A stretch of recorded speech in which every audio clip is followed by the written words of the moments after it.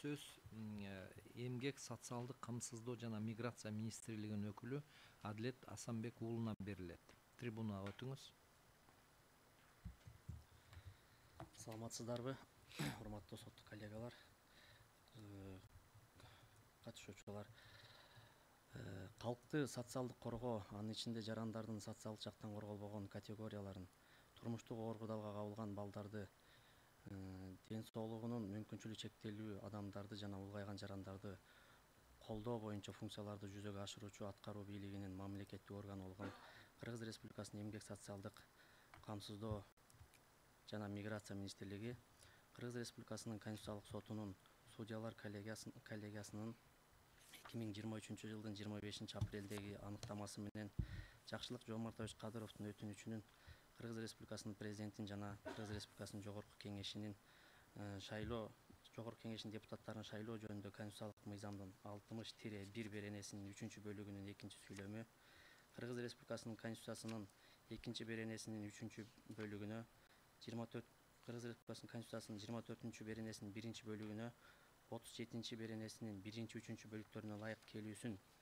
текшерүү жөнүндө бөлүгүн карап чыгып, төмөнкүлөрдү билдирет. Ден соолугунун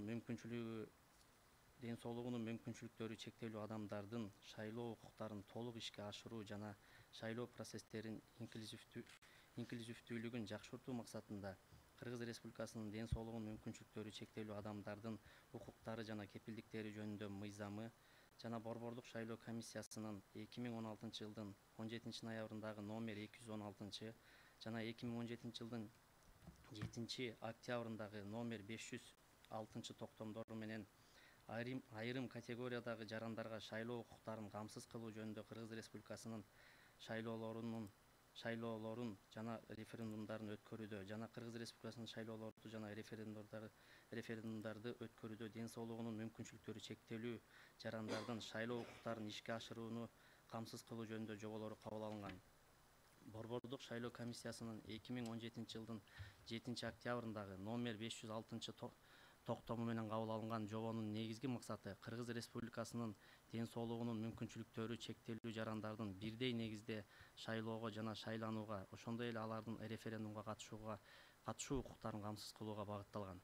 Ал эми мамлекеттик жана жергиликтүү өз алдынча башкаруу органдарынын иши ден соолугунун мүмкүнчүлүктөрү чектелүү шайлоочулардын категорияларына карата төмөндөгүдөй жөнгө салынган. Көзү азиз жана начар көргөн шайлоочулар, өзүнүн шайлоо укуктарын өз алдынча ишке ашырышына тоскоолдук кылган, көрүүсү бузулган адамдар.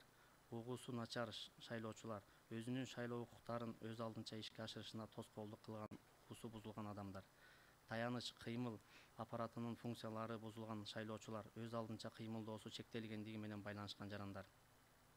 Кыргыз Республикасынын ден соолугунун мүмкүнчүлүктөрү чектелүү адамдардын укуктары жана кепилдиктери жөнүндө мыйзамынын багыттарынын бири ден соолугунун мүмкүнчүлүктөрү чектелүү адамдардын башка жарандар менен катар эле мамлекеттик жана жергиликтүү өз алдынча башкаруу органдарына шайланууга жана шайлоого, ошондой эле Кыргыз Республикасынын мыйзамдарында белгиленген формаларда мамлекеттик башкарууга, референдумга катышууга укуктарын камсыздоо болуп эсептелинет.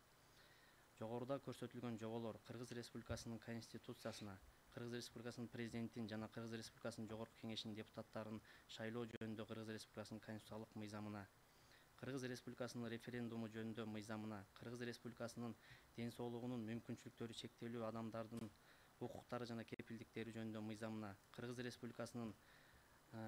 Республикасынын шайлоо жана референдум өткөрүү боюнча шайлоо комиссиялары жөнүндө мыйзамына жана Кыргыз Республикасынын шайлоо жана референдум өткөрүү боюнча Борбордук комиссиясынын башка ченемдик укуктук актыларына ылайык иштелип чыккан. Жогорудагы аталган беренелер Кыргыз Республикасынын Конституциясына каршы келбейт деген корутундуну билдиребиз.